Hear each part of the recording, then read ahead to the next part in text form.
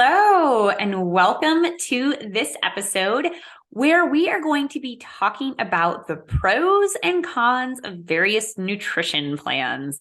I like to use the word nutrition plan over diet because I think in and of itself, diet, often means restriction. And when I talk with my patients about nutrition, I really like for it to be a plan, for it to be an intention, but I don't want it to feel like a trap, right? Which if you have ever been on a quote diet before, then you will know what I am talking about. So we're going to talk about different nutrition plans today and the pros and cons of all of them and what is the best one to do. And at the end of the day, I'm just going to give you that answer right now because, you deserve to have that answer. You don't need to listen to 30 minutes or however long this podcast turns out to be to get my conclusion. The best nutrition plan is the one you can stick with. And we're going to get to why that is and talk a little bit of the data behind that. But let's talk about some of the options that are out there. Again, if you are like my patients, you may have tried some of these. You may have tried all of them. They are things that are going to come your way. You might have a physician or other healthcare provider recommend one of these. You might have a friend or family member recommend one of these. Maybe a personal trainer, your gym buddy recommend one of these. And so let's talk about the good and bad of the different plans that I think are most commonly used for people who are working on their health or their weight, and why or why not they may not be a fit for you. So let's go ahead and jump on in. The first plan I always talk about when I am educating other clinicians about nutrition is the Mediterranean quote diet. And the reason why I always start with the Mediterranean diet is because in healthcare, we are really big fans of this diet. When I teach students or people who are, in training, I will tell them if there is an option on a medical test about what is the best diet, the answer is always the Mediterranean diet. And the reason why that probably is, the reason why it's sort of the darling of the medical world is that it really is the most studied way of eating. I always like to point out that the Mediterranean diet is not really a diet. It is a pattern of eating. And what that pattern of eating is a way of eating that is high in fruits, vegetables, whole grains, beans, nuts, seeds, olive oil, and moderate wine consumption. And it generally includes low to moderate amounts of fish, poultry, dairy products, and very little red meat. And it is called the Mediterranean diet because it is the diet, the way people eat in that area of the world, in the Mediterranean. And there is associated good outcomes with this way of eating. It looks like it decreases overall mortality, meaning people live longer when they eat this way. Looks like it decreases cardiovascular disease, cancer, Alzheimer's, and Parkinson's, which are things I think we are all trying to avoid. So the data behind this pattern of eating is pretty good that these foods are good for health. The wine has become more and more under question as to whether the wine is sort of a proxy for cultures that tend to get together and be social and have some stress reduction related to that, or if it's actually the wine itself, because there has been more and more questions coming out about, if alcohol does have any health benefits. But I think the other components of this diet are really reasonable things to work on eating to improve health. The big challenges I see with the Mediterranean diet are that there's really no specific, quote, diet. In order to lose weight, there usually has to be some component of, quote, restriction, end quote, or cutting back, or some structure to what you're eating that might gravitate towards weight loss. And in and of itself, eating this pattern of eating this Mediterranean diet is not really any guarantee for weight loss. And so when patients are coming to me, they're usually looking for a nutrition plan that's going to help with weight. There also is no real, again, structure to this. It's really a pattern of foods that are good for your health. So when I have someone who is interested in the Mediterranean diet, I always encourage that because, I think a lot of this is common sense. This is like things we know are good for us: vegetables, beans, nuts, olive oil.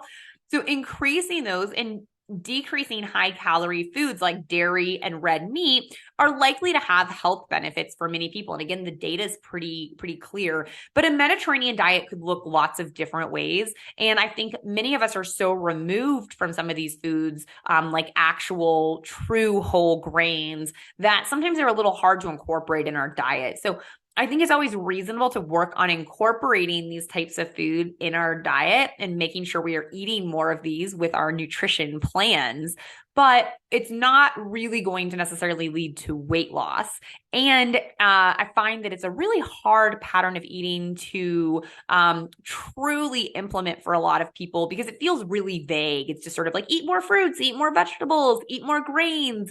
And a lot of us just kind of eating more pasta or rice or things that maybe are not actually helping with our overall health goals when we shift to this. So on the pro side, good data, increasing olive oil, increasing vegetables, increasing whole grains, increasing beans are probably really reasonable nutrition strategies on the Mediterranean diet. But if you are switching to this pattern of eating and you are not seeing any change on the scale, like don't be surprised you're not doing something wrong. It's just that in and of itself, it does not lead to weight loss. Okay, so the next one I would like to talk about are plant-based diets. Plant-based diets can include vegetarian diets, vegan diets, and those all just include various different structures of what you're cutting out of your diet. So that may mean that you are including or not including eggs. You may include or not include dairy, depending on how sort of extreme you are getting with a plant-based way of eating. Plant-based ways of eating can certainly have lots of health benefits. And in studies, it does look like they are cardioprotective, meaning they help heart health, reduce heart disease, reduce heart attacks, reduce stroke, and they may reduce the incidence of certain cancers. So that is also fantastic. The data for these can be a little confusing because most of the time people who follow plant-based diets for really long periods of time also have other good healthy habits like not smoking, exercising on a regular basis, and limiting alcohol. And so because the people who tend to eat this way also tend to have lots of other healthy habits, it's kind of hard to prove that the plant-based diet by itself is what's having those health benefits. Again, switching to a plant-based diet is not a guarantee that you are going to lose weight because a plant-based way of eating in and of itself is not telling you how much to eat of any particular food. And so you may not actually be cutting back on calories or any particular macronutrient. And so, again, if you're doing plant-based, but you're not losing weight, you're probably not doing anything wrong. It's just that in and of itself, eating a plant-based nutrition plan is not going to make you lose weight. Also, a lot of foods that are very high glycemic, that spike blood sugar, spike insulin, are foods that are plant-based. So when we think about like pasta, rice, bread, chips, crackers, it's very easy to eat a lot of processed foods, a lot of foods that raise blood sugar. If you're not paying attention to the balance and mixture on a plant-based diet, it can also be a really big challenge for people to get enough protein in. When you are trying to lose weight, we usually will recommend increasing protein because protein makes you feel really full and satisfied, and it helps build muscle mass while you are losing weight. And so those are some of the challenges with a plant-based diet. So like any nutrition plan, when I am suggesting this as a plan, or when a patient comes in and they want plant-based to be their plan, we have to be really intentional about it. If you are doing plant-based, you're probably going to have to really be intentional and focus and plan how you're going to get protein in. You're going to have to watch for this trap that just because it's plant-based, it's healthier, you're going to lose weight. They have plant-based mac and cheese, right? That is not necessarily a weight loss food or even a healthy food, just because it's plant-based. So keep that in mind with a plant-based diet, that there is no guarantee that you are going to lose weight just because you're cutting out animal products, and that sometimes you might be subbing out higher glycemic foods that make your blood sugar and insulin spike up. and that you're going to have to be more intentional with protein. And there are a couple deficiencies you can get from a plant-based diet. So you might need to supplement B12, vitamin D, and omega-3s on this type of plan, because those are foods, those are some things that you may not always get enough of on a plant-based diet if you were doing that for many, many years. So those are some of the pros and cons. Again, the data overall looks like it is good for health, but you probably just need to be intentional about how you are doing it for it to be a successful plan. Okay, the next way of eating that I like to talk about is the quote paleo diet. So when someone wants to do this diet, it is again the same challenge as that Mediterranean quote diet. It's not really a diet, it's a way of eating, right? And in and of itself, there's no restriction of calories or carbohydrates or any particular food. And so there's no guarantee of weight loss with this way of eating, because you could still eat just as much food as you were eating before. So on a paleo diet, it is a pattern of eating that is what people thought humans in that time period would have eaten. So it cuts out grains, legumes, beans, dairy, processed foods that would not have been something that the hunter-gatherers of many, many years ago in the Paleolithic time period would have been able to get. So the paleo diet, I think the pros of that are that it cuts out processed foods in theory, and it encourages lots of vegetables and fruit, just like our previous diets that we talked about did. The negative is that because this way of eating has become really popular amongst a lot of people, there is now a lot of processed paleo food. So you can get paleo brownies, you can get paleo crackers, you can get paleo frozen dinners. And so a lot of the benefits that came with eating this way were that you were, eating more whole foods, you were eating less processed foods, you were eating more fruits, vegetables, meat.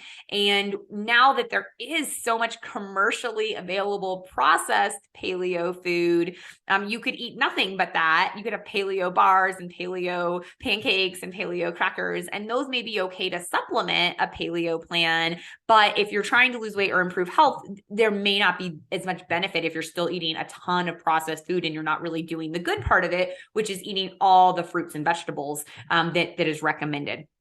So those are some of the pros and cons of that way of eating. I've definitely seen people have success with this, but I've also seen people not lose a pound because, again, there's no real restriction component to it. And a lot of the foods that you're adding in are really high in fat, right? A lot of the things that are made out of nuts and coconut oil and meat that people will eat on this plan are very high calorie. And so, again, no guarantee that you're going to lose weight just by switching to this way of eating.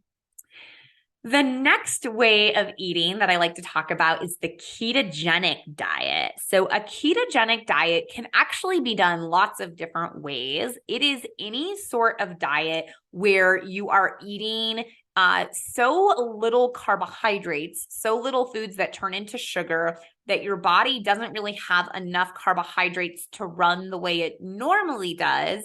And it has to break down fat to turn that into ketones, which your body can use as an alternative fuel source if it does not have carbohydrates. And the kind of cool thing that ketones do is they will suppress appetite. So it can kind of be, a treatment for that hunger that we often talk about in this podcast that is the driving reason why it's hard to lose weight, right? You can diet and cut calories all you want, but as we've talked about before, hunger is real. And a lot of times there's that lack of fullness, lack of satiety that goes along with cutting back and restricting. And so the kind of cool thing about keto is that it can help with that because it does suppress appetite. People feel really full and satisfied once they're in ketosis. It takes about 5 to 7 days to get into ketosis. So you have to completely cut out carbohydrates, usually be under 40 grams a day, though there's different protocols in order to be in a ketosis. And ketosis is something that is not great for everyone. It can definitely increase the risk of kidney stones for some people. It can cause gout flares for some people if they already have gout. And if you are on medicines for diabetes, particularly insulin, your blood sugar could go too low if you switch to this way of eating. So definitely some things you might want to talk about with your physician before you start a keto diet. But Again, the pros of a ketogenic diet is it suppresses appetite, and people almost always do lose weight on this way of eating because it is very restrictive. It cuts out pretty much all carbohydrates from the diet. You're eating predominantly, usually meat, dairy, eggs, and lots of vegetables on this way of eating. And for some people, that can raise cholesterol. A lot of people eat more saturated fat on this diet, meaning fats that are coming from animal products. And so that can be sometimes a concern on this way of eating, is that may not be a healthy choice for some people. And the big challenge I see with the keto diet is it can work really well when you're in ketosis and you have that suppression of hunger. But if you do eat carbohydrates, you usually go out of ketosis and then you're hungry again. And so if people really embrace this as a lifestyle and can do it long term, it can be a wonderful solution. I've seen people literally cure their diabetes with it. I've seen people have results like they've had bariatric surgery or are on a strong medication with just being on a ketogenic diet. The challenge is that very few people seem to be able to continue eating this way for years. And so, again, if it's something that you love and that has worked well for you, it may be a fantastic fit, but I often see it as one of the many yo-yo diets that people do. And so embracing it as a long-term fit for your health can work for some people, but for some people, again, it just leads to this yo-yo dieting. And then sometimes they've picked up the habits of eating this really high-fat diet that the keto diet sort of requires, but now they're adding carbohydrates back in, and that can be sort of the worst of both worlds, where now you're having, processed sugar, processed foods, plus all that fat, and that is not ideal for a balanced diet. If you're kind of halfway in a keto diet, there's no halfway in a keto diet. It's kind of all or nothing for it to work. So those are kind of my brief thoughts on that diet. Again, it can be helpful for some people.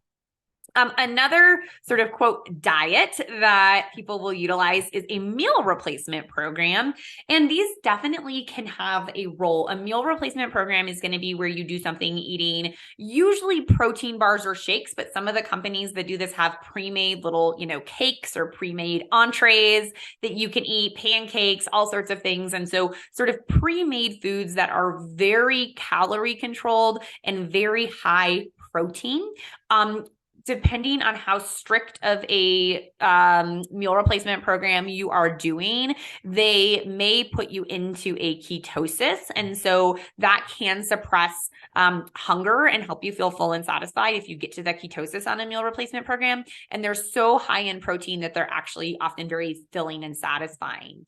So the pros of this way of eating is that it is often really easy because, they usually tell you exactly what to eat. Most of it's packaged and prepared for you. So, if one of the things that's keeping you from being able to make change is you just feel really busy and overwhelmed and it's hard to be consistent with eating balanced meals, this can be a solution to that.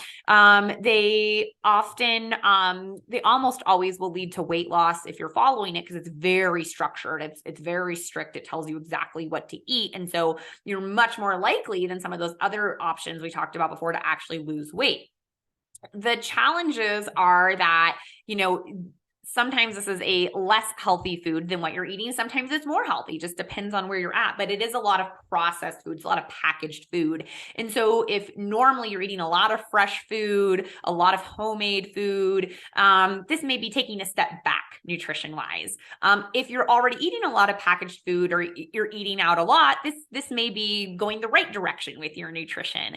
You really probably are not designed to live on protein bars and shakes and pre-made food your entire life. And so at some point you have to transition off this plan. And that is where people struggle, right? It can be really hard. You have to eat a very high protein, high vegetable, low carb, low to moderate amount of fat long-term. And that can be really hard. When you have the structure of the meal replacements, your bars and all of those things, it's pretty easy to do. You just follow what it says to do.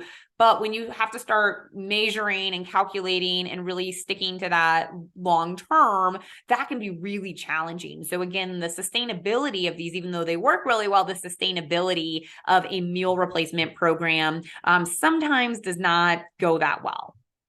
The last strategy that I would like to talk about today is intermittent fasting. This is really popular right now. And it's really popular, I would say, amongst physicians as well, partly because there's some really outspoken physicians in the field, and partly because there's been a little bit of data about it, but there actually hasn't been that much data about intermittent fasting and weight loss. And so when we're talking about weight, it's certainly not a guarantee that you're going to lose weight with intermittent fasting. For those of you who are not familiar with intermittent fasting is reducing the amount of calories that you are eating for part of the day. So that means that you don't eat, traditionally like from 8 a.m. until 8 or 10 p.m. at night.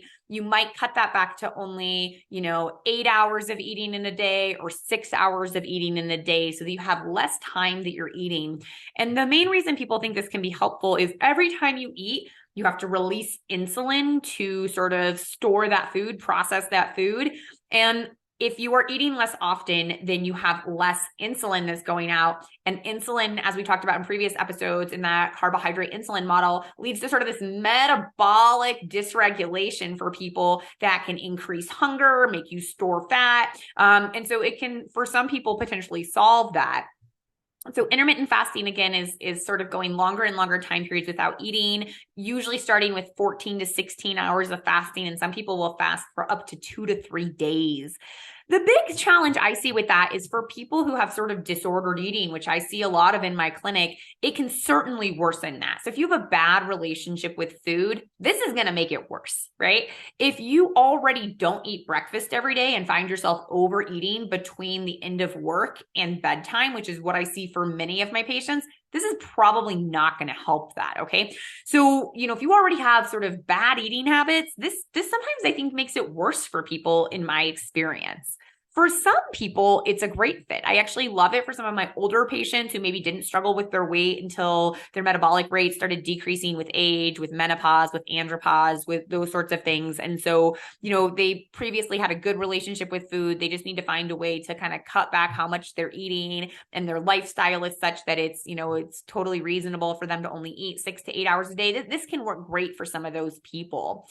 So, again, the data is pretty limited on intermittent fasting. It looks like it has some health benefits, looks like it might be helpful for diabetes and heart disease, and it might be helpful for preventing cancer. But it also, in my experience, is not great for people who don't already have nutrition dialed in. If you're a very sporadic eater, if you already don't eat breakfast or already go long periods of time and then overeat, this is just likely to worsen that. So I don't think it's a great fit for everyone. Really have to decide if it's something that's going to work for you, if it's sustainable, if it feels natural to you, and if it really is going to be something that helps you with your health goals or not. So those are the most common diets that I see people interested in or trying. And I do think any of them can be part of a healthy nutrition plan. So let's talk about what I'm saying when I say a nutrition plan. So a plan is a little bit different than a diet, because with your plan, again, it's your intention. Now, a true diet, when I use that word, has to be a little more strict for it to work. You need to be cutting calories, or you need to be cutting carbs, or you need to be cutting fat. That's how most, quote, diets work, is you're cutting out either a category of food or you're cutting your total amount of calories to decrease how much energy you're taking in. And again, this goes back to one of our earlier podcast episodes where we talk about why it's hard to lose weight and the carbohydrate insulin model versus the calories in, calories out model. And so we kind of have to, adopt a principle that works for one of those in order to lose weight. So we either need to be cutting our calories or cutting our carbohydrates to really have a restrictive diet that is going to lead to weight loss. And for a lot of people, that can be a solution. Again, you have to be able to pick something that's going to be sustainable. So if eating a plant-based diet feels right to you and it feels sustainable and you can eat lots of healthy vegetables and lots of protein on it, great. If incorporating some meal replacements in your plan, having a protein bar for breakfast or lunch is a good long-term solution for you, great. But when you're picking a nutrition plan, it really needs to be something you can stick with. And what we see in the data is that is probably the biggest predictor of success. There is a great study that came out in JAMA in 2005.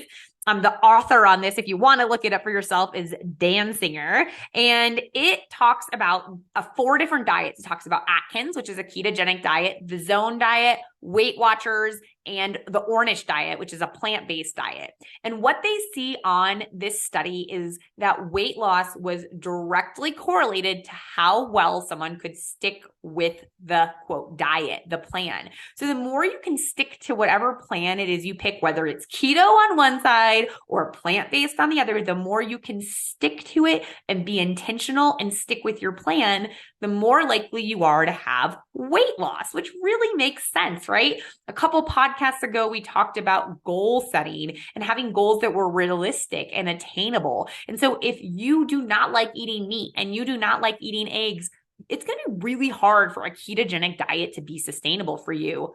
On the flip side, if you love eating meat and you love eating eggs and you could care less if you ever had rice or pasta or bread again, as long as you can have your chicken thighs and you can have your hamburger, keto might work well for you long term, right? If you want to do a plant-based diet and you love eating beans and you love eating tofu and you love eating vegetables and you can have moderation around processed carbohydrates, that may work great for you, right? So the more you can stick to your plan, the more likely it is to help you lose weight. But I'm all about weight and health, right? So what about health? Same study, they looked at metabolic parameters, things like inflammation, cholesterol, insulin, and what they saw was the better you stuck to your plan, the better health outcomes you had on your blood work. And so where this all comes down to me is picking a plan that is sustainable for yourself. So maybe it's one of the ones we talked about, maybe a paleo plan, maybe a keto plan, maybe a plant-based plan, maybe using some meal replacements, maybe doing all meal replacements and switching to a, high protein, low fat diet long-term is going to work for you. But have a plan that is setting you up for success and that is going to work for you. And if you've tried it before and it doesn't work for you, or you try it now and it doesn't work for you, it doesn't matter how well it works for your husband or your wife or your sister or your neighbor or your best friend, or how well it works for your doctor who might be recommending it to you. If it doesn't work for you, it doesn't work for you, right? If it doesn't feel good to you, it doesn't work for you, right? If you feel bloated on that way of eating, or you feel constipated on that way of eating, or you feel gross on that way of eating, right? Like it just doesn't feel good to you, it's not going to work. So find a plan that works for you. The plan that I recommend is what I call the healthy eating plan. And what I recommend is a general structure as a place to start if you are just lost with nutrition and you are sick of dieting, is to try to make half of your plate veggies. Veggies are good for us. In fact, one of the consistent things in all those studies where they said, look, this way of eating, the Mediterranean way of eating is good for you, or plant-based is good for eating you, is there's an emphasis on plants, right? The people in those studies are actually eating a lot more plants, they're eating a lot more olive oil. And when we eat more plants, that's probably beneficial. So if half your plate is veggies, you're getting good stuff in that's good for your health. You're also bulking up your nutrition with food that is dense in fiber, that's going to help you feel physically full when you eat and give you lots of bites to eat without a lot of calories. So half your plate is veggies is a great place to start. I usually recommend about a quarter of your plate as protein and eating protein with each meal. Protein is really good at making you feel full and satisfied. And it is really important if you're trying to lose weight to eat enough protein so you keep your muscle mass and most of the weight you lose is fat.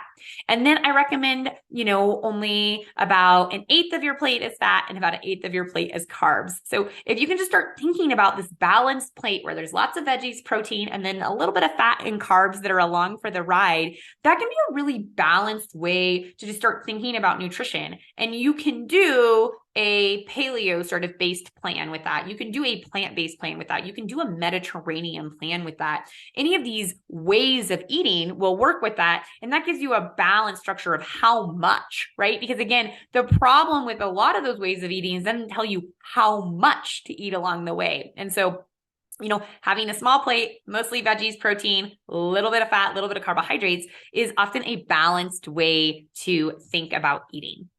All right. Well, in summary today, we talked about a bunch of different nutrition plans and what the pros and cons of them are, with the biggest take home being it has to work for you, right? There's no best human diet. We really don't know what that is. We do know veggies are good for people. We do know protein is good for weight loss. And so those may be guiding principles that you utilize. But at the end of the day, picking a plan that you can stick with based on your lifestyle, based on your interest and preference for food, based on the availability of that food for you, based on how your body tolerates that food is going to be key. So as you move forward, if you're trying to change your nutrition, think about focusing on balance and trying to listen to your body. What works for you? If something has worked for you in the past, is there a way that you can make that more sustainable? If there's something that hasn't worked for you, it doesn't matter how many news stories you read about it, how many celebrities or friends tell you it is the best plan. If it doesn't work for you, it's okay to let go of that plan. Say that doesn't work. That is not helping me with my health or my weight journey. So I hope that was helpful. We're going to talk more about nutrition in the future, but I think those are the biggest highlights. If I was going to give some ideas about nutrition, is all of the plans have value. They all have pros and cons, and it's picking a plan that's going to work for you that is most important. All right, until next week, take care. Thank you for listening to the Dr. Francavilla Show, where we learn about all things related to weight and health. If you love this podcast, make sure to leave those 5-star reviews and share this podcast with a friend or loved one. If you have a topic about weight and health you want me to tackle, head over to the website, thedrfrancavillashow.com, to submit your question. And make sure to subscribe to the podcast so you don't miss next week's episode. Take care.